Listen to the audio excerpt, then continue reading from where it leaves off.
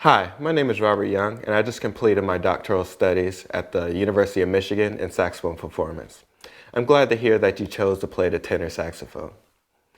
Throughout the course of this video, we will discuss some of the fundamentals and some of the basics necessary to play this instrument. Throughout the next several days, months, and years to come, I hope that you revisit this video quite frequently and you learn something new each time you watch it. With that said, enjoy and let's get started. Now we could talk about the safest and the most efficient way to put together our instrument. Before we do that, we want to make sure that the case is sitting flat on the floor and at the upright position. You notice that most cases have a logo on top of the case, and just make sure that's pointing upward. If you don't have a logo on top of the case, just make sure the thick end of the case is on the bottom. Now that the case is right side up, we could go ahead and open the case, and we could do that by either, if you have zippers, unzip the case, or if you have buckles or latches, just unbuckle the case. And then safely open the case. Now the first thing you may notice is that the saxophone's in several parts. You have the body of the instrument, which is the largest part of the saxophone, followed by the neck, which is the next largest part.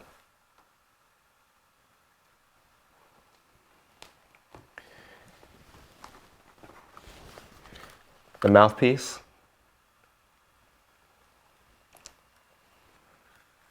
the ligature, which goes on to the mouthpiece, the mouthpiece cap, which protects the mouthpiece, your reed,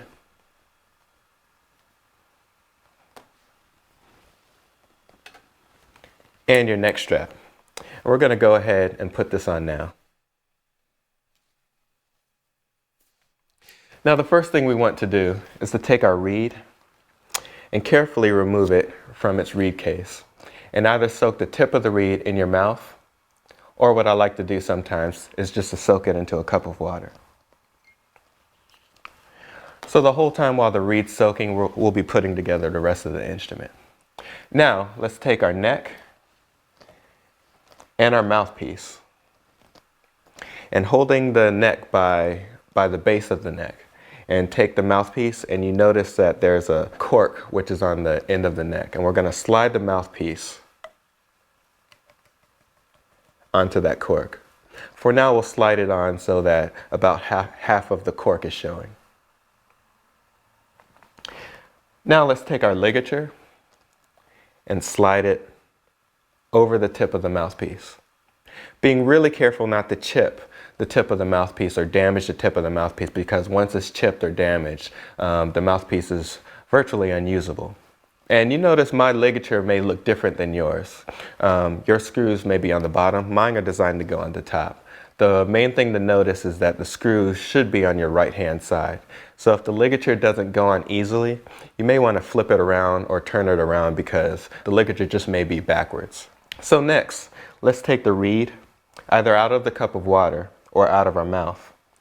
And we're going to take the table of the reed, or the flat part of the reed, and we're going to rest it against the flat part or the table of the mouthpiece. And we're going to do this being really careful not to damage or tamper with the tip of the reed, because once that chips or once that breaks, the reed won't vibrate properly and won't produce quality sounds. So we're going to slide the reed in between the ligature and the mouthpiece. And we want the reed to be centered on the table of the mouthpiece, and we want to slide the reed down just enough so that the tip of the reed and the tip of the mouthpiece are virtually aligned. And once we have the alignment, we'll go ahead and loosen the screws of the ligature and slide it down until we can see that U-scrape on the reed. Now once the reed is properly aligned, let's go ahead and tighten the screws and take our mouthpiece cap and slide it back onto the mouthpiece. And we'll set that aside for now. Now, before we pick up the body of the instrument, we want to make sure that we don't pick it up by the keys and we don't pick it up by the rods, because once those bend, it could present some maintenance problems, and quite frequently it'll make the saxophone harder to play. So we'll pick it up by the bell of the instrument. And once we have it in hand, we'll take our neck strap and hook the neck strap into the neck strap ring, which is on the back of the body of the instrument. Now you notice at the top of the body, you might have a black piece called an end cap. And to the lower right hand side of that, you may have a screw. And we're going to loosen that screw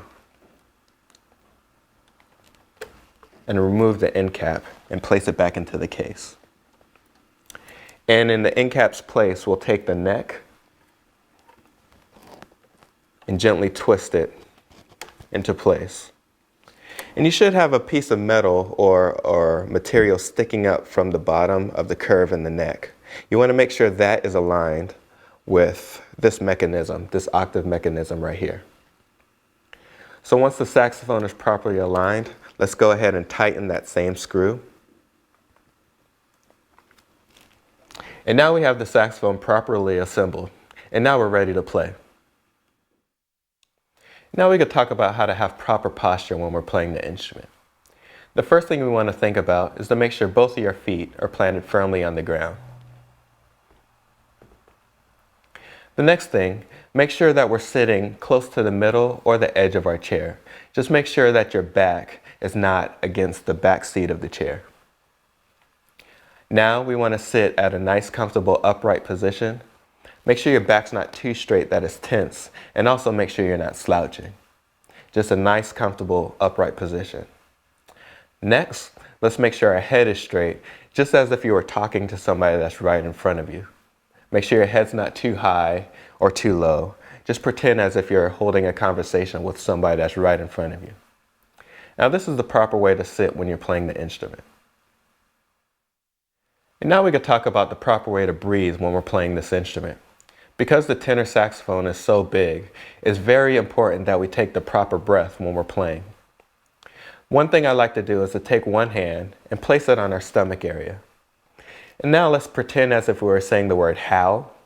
And when we say this, try to take in as much air as you can and feel your stomach area expand outward, like this.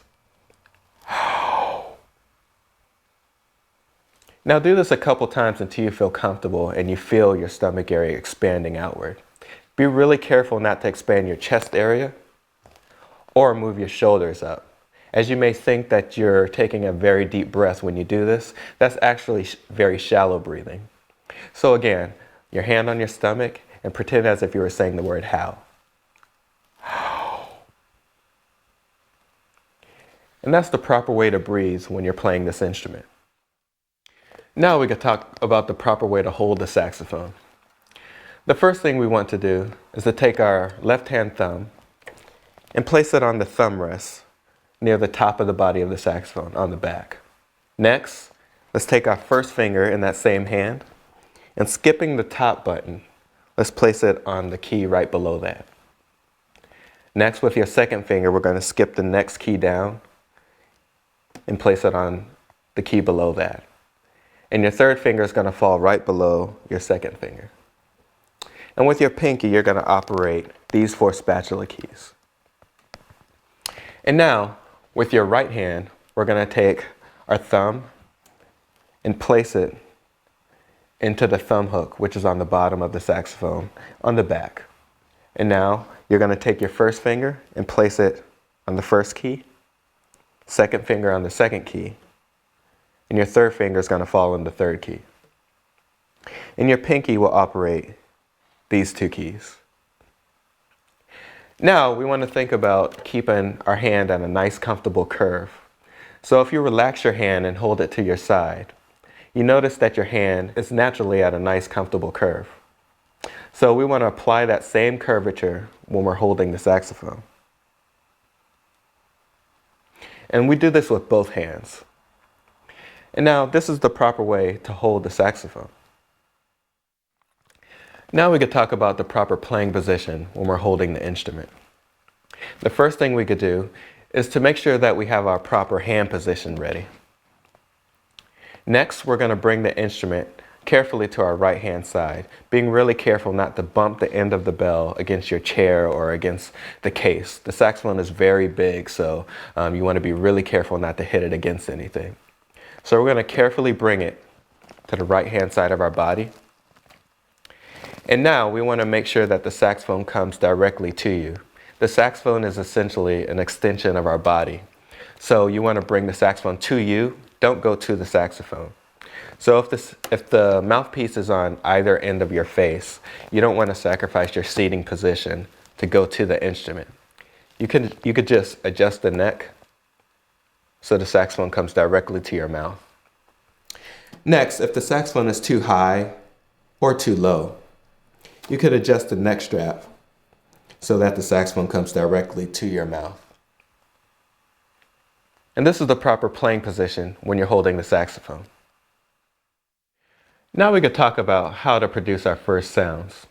First, we're going to just deal with the neck of the saxophone. So we're going to loosen the screw at the top of the body and remove our neck. And now we're going to unhook the neck strap and place the instrument aside. Now notice that the spatula keys are pointing upward. You want to make sure that the spatula keys are not on the bottom because they bend quite easily and that can produce some maintenance problems. So now we could talk about the proper way to form our mouth around the mouthpiece when we're playing. This is called the embouchure. We want to first roll our bottom lip over our bottom teeth. And we're going to place about 1/2 inch or so of the reed into our mouth, resting the reed on our bottom lip, like this.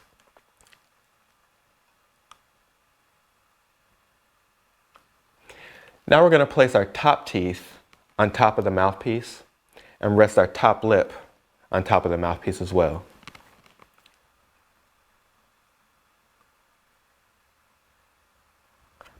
Now, the next thing we want to do is to focus on the corners of our mouth. The corners of our mouth should be focused inward towards the center of the mouthpiece. A good way to think about this is pretend as if you're whistling or if you were saying the syllables do or to. Notice when you say that or when you whistle, the corners of your mouth focus in towards the center. So altogether, the embouchure should look like this.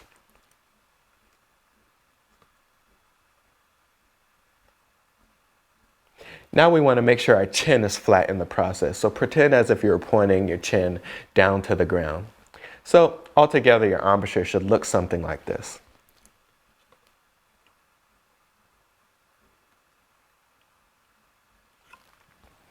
Now to produce our first sounds, we want to take a deep breath, as we discussed before, saying the word how, expanding your stomach area outward. And now we're going to exhale through the instrument until sound is produced. Remember to blow fast air. So it's going to look and sound like this.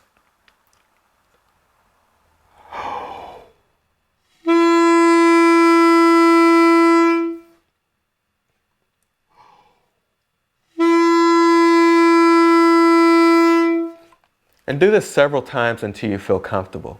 And remember not to puff your cheeks out in the process. And this is how you produce your first sounds on this instrument.